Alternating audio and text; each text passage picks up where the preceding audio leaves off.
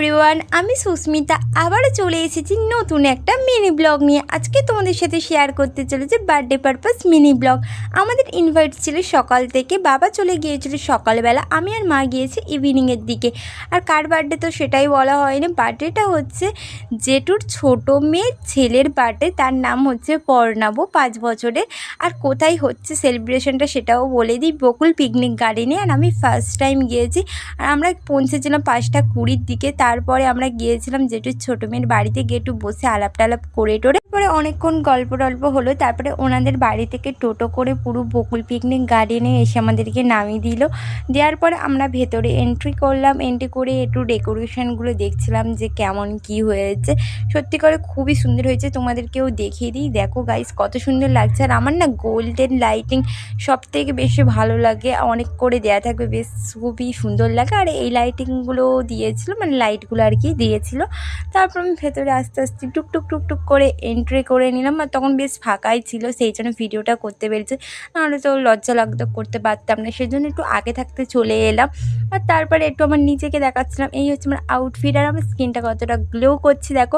এই first time আমি makeup করেছি, এত সুন্দর গ্লো করছে আর খুবই ভালো লাগছে। আর মার মেকআপটাও আমি করে দিয়েছি, জাস্ট কিছু না, শুধু একটু গোলাপ জল দিয়েছি আর একটু ফিটমিট ফাউন্ডেশন, আর কিছু না, লিপস্টিক আর একটুখানি কাজল দিয়েছিলাম, ব্যাস এইটুখানি।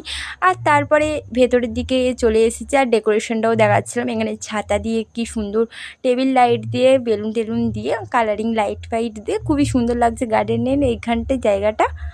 অনেক অনেক ছবি ভিডিও করে নিচ্ছিলাম আমি আর মা মিলে। আর এখানটাই দেখো লাইটগুলো খুবই সুন্দর লাগছে, সেইগুলো দেখাচ্ছিলাম। তারপর যেখানে বার্থডেটা সেলিব্রেশন হবে আমরা ওপরে চলে এসেছিলাম, এসে ডেকোরেশনের জায়গাটা দেখাচ্ছিলাম। আর এখানে ক্যামেরাম্যানও চলে এসেছে। আর এখানে ডেকোরেশনটা জাস্ট ওয়াও লাগছে।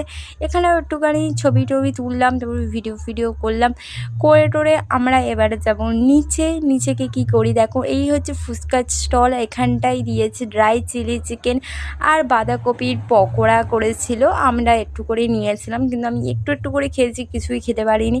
কারণ কেন জানি না, আমি বাড়িতে কোনো কিছু হলে মানে খাই মোটামুটি, কিন্তু বাইরে কিছু খেতে পারি না। তারপরে এখানে ম্যাঙ্গো ফ্লেভারের আইসক্রিম নিয়ে নিলাম, আর ভ্যানিলা ফ্লেভারটাও খেয়েছি, আমার তো দুটোই সব থেকে বেশি ভালো লেগেছে। আর তারপরে আমরা স্টার্টারকে মেন কোর্সেও ফার্স্ট ব্যাচে বসে গিয়েছি, কারণ গাড়ি পাবো না বলে, সেই জন্য তাড়াহুড়ো করে যাও তাও করে খেয়ে নিতে হয়েছে। এখানে বাটার নান আর চানা মশলা দিয়েছে। তারপরে এখানে ডাল করেছিল, আর এখানে ঝুড়ি আলু ভাজা।